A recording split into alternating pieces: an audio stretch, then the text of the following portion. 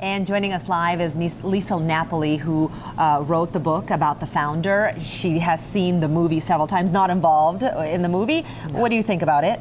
Well, it's funny, you know, they're saying that McDonald's started franchising because of Ray Kroc, but really the brothers McDonald franchised McDonald's before Ray Kroc came along, and the first one was in Phoenix. Okay, the so first right franchise. Here. So let's talk about your book, the name of it.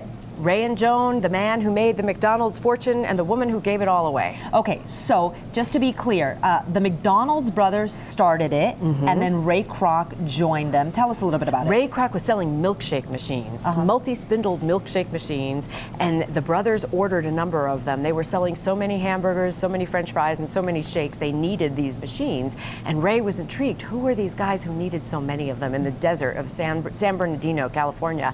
And so he drove up and wanted to see how they did their operation, and their system was just revolutionary. How they laid out their hamburger delivery was unlike anything anyone had ever done before. Now we take it for granted. And so he was dazzled by them and asked if he could go into business with them, and they reluctantly said yes. They had had another franchise agent. They were a little suspicious of him because he was hard driving, not very nice, and the rest is history. He bought them out. He bought them out for what, like $2.7 million? $2.7 million. Okay, let's talk about the wealth. So his wife Joan, huge philanthropist. Yes, yes. Ray bought them out in 1961. McDonald's went public on the stock market in 1965. Nobody could believe that a hamburger joint would make so much money. Right? It was an incredible blockbuster IPO, the likes of which we see today with .coms.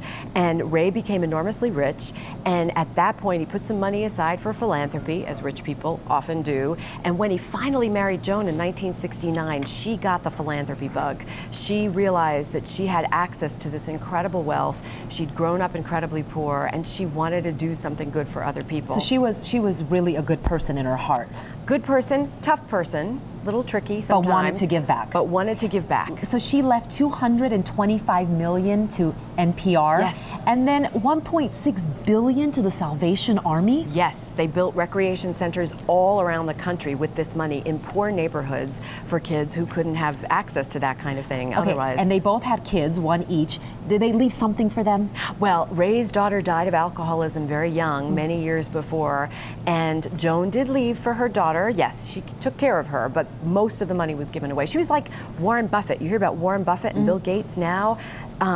They pledged to give away their fortunes. Joan did it before they did, and she did it without making an announcement about it. Lisa, so interesting. Where will you be this weekend at the festival? All over. Tomorrow at 1, and then at 4, and then on Sunday, different times. Check the schedule, because I'll be here a lot We'll this have weekend. all of that on our website, kgun9.com. What an interesting story. Thank Your next you. book is? Hopefully about CNN, where I started my career as a young journalist many years ago, but I got to recover first. Okay, we'll look forward to it. Lisa, thank you very much. And for more